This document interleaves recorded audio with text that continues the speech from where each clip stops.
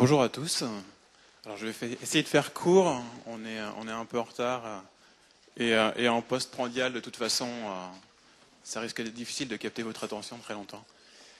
Déjà merci à Thomas et au CRP d'organiser une journée comme celle-là. C'est assez énorme de réussir à pouvoir offrir cette qualité d'intervention aux internes. Voilà, je tenais à le dire.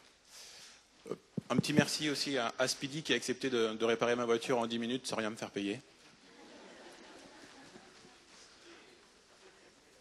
Donc là, je vais faire une présentation de ce qu'est l'ISNAR IMG. Je vais faire court, donc ça va vraiment être du grattage de la surface. Donc l'ISNAR IMG a été créé en 97 à l'occasion des ordonnances Juppé. On s'est rendu compte qu'il n'y avait aucune instance nationale pour défendre ceux qui à l'époque étaient les résidents, qui maintenant sont les internes de médecine générale. Donc quelques structures locales donc de région ont décidé de créer une instance nationale. On a très vite réuni 24 structures, au même titre que le CRP, ce qui représente 6 000 internes, à l'heure actuelle un peu plus de 6 000 internes, sur 10 000 inscrits au DES de médecine générale quand on prend les chiffres du CNGE.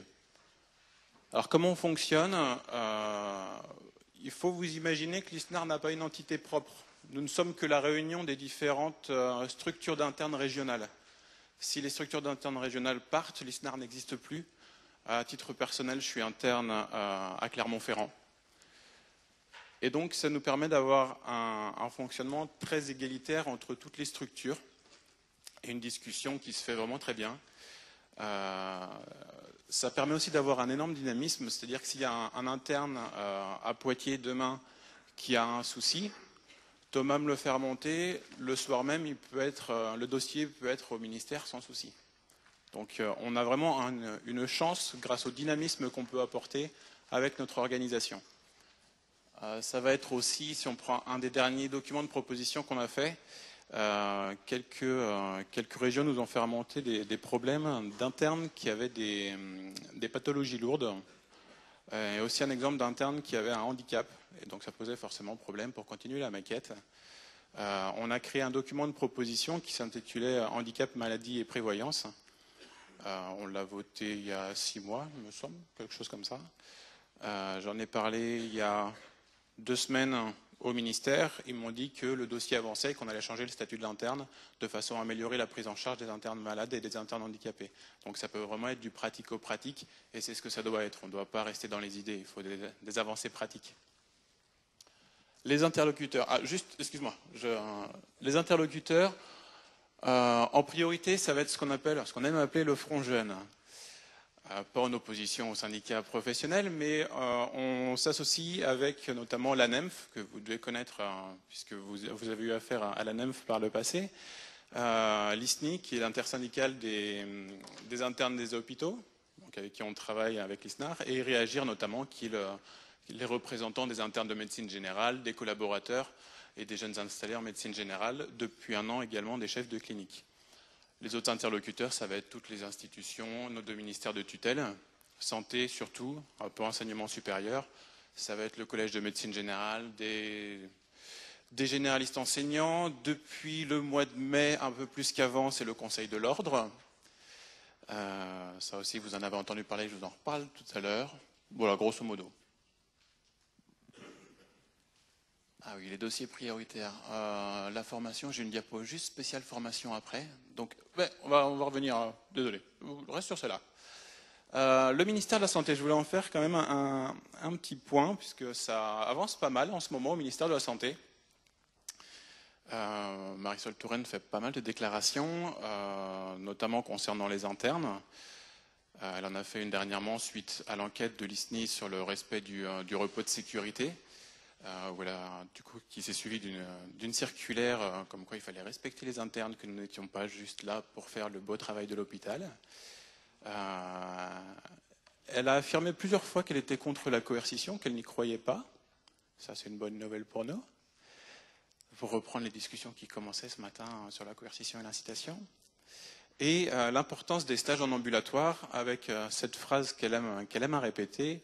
On ne voit pas pourquoi un interne formé à l'hôpital pour l'hôpital irait s'installer en cabinet.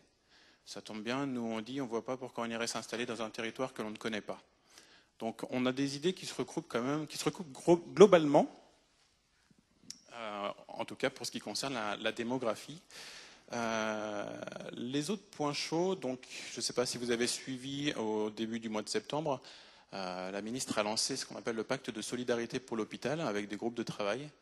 Elle va lancer le mois prochain, vraisemblablement sous forme de groupe de travail aussi, une réflexion sur l'accès aux soins primaires.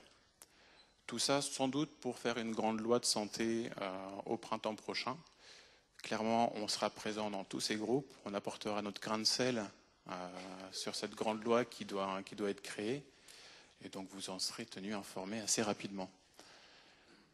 Le Conseil de l'Ordre, notre cher Conseil de l'Ordre, qui nous a fait une belle surprise au mois de mai dernier. Alors je précise de l'ordre national, puisque je ne sais pas s'il y a des représentants des ordres départementaux et régionaux ici, ça n'a pas forcément été bien accepté pour eux non plus. Ça a entraîné pas mal de discussions, ça aura eu moins cet effet plutôt bénéfique. On les rencontre du coup assez fréquemment. Vous les avez aussi rencontrés dans les différents départements et régions. Grosso modo, on est relativement tous d'accord pour dire que ces recommandations étaient une erreur. C'est plutôt un bon point. Là, on s'est mis d'accord sur le groupe de travail au Conseil de l'Ordre national pour faire une proposition. Enfin, 5 mesures incitatives à mettre en avant dans un premier temps. Alors après, tout ce qui est décidé dans un groupe de travail à l'ordre national doit être validé par une assemblée générale de l'ordre qui aura lieu le 13 octobre, si je ne me trompe pas. Donc on en saura un petit peu plus à ce moment-là. Mais vous en saurez sans doute plus par votre presse assez prochainement. Du coup, la formation, je vais finir là-dessus. Je suis bien au point de vue temps ? Oui ? Il ne faut pas que je tarde trop, quoi. La formation, on a dit ce matin, seulement 10% des internes s'installent. On a fait une enquête l'année dernière qui révélait que seulement 20% des internes voulaient exercer en salariat. Et donc là, du coup, on se pose une question, qu'est-ce qui se passe entre la volonté des internes et la réalité des faits ? À mon avis, la réalité des faits, c'est que déjà, il y a plus que 10% des internes qui s'installent. Ce sont les chiffres de l'ordre, mais qui sont quand même relativement biaisés puisqu'ils sont basés sur le nombre de places ouvertes à l'internat entre 2004 et 2008.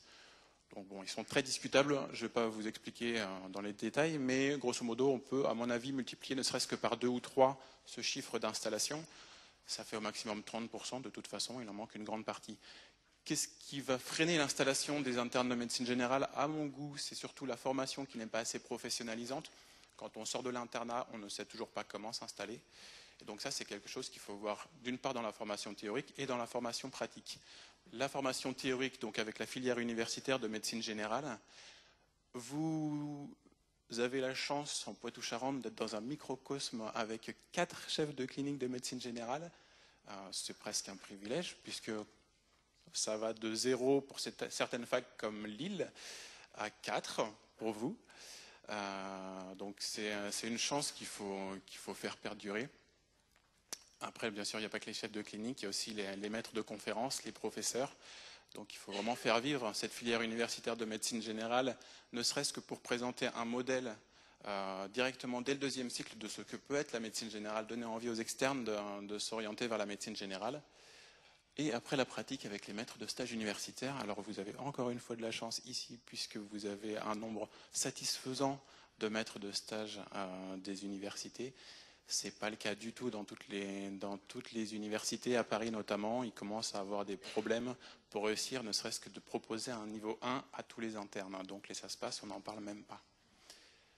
Voilà grosso modo ce que je voulais dire sur la formation. Je voulais juste faire un dernier point. Il y a le congrès des internes de médecine générale qui se passe à Tours les 18 et 19 janvier 2013. C'est bien sûr gratuit pour tous les internes adhérents au CRP. Et vous serez les bienvenus. Je vous remercie.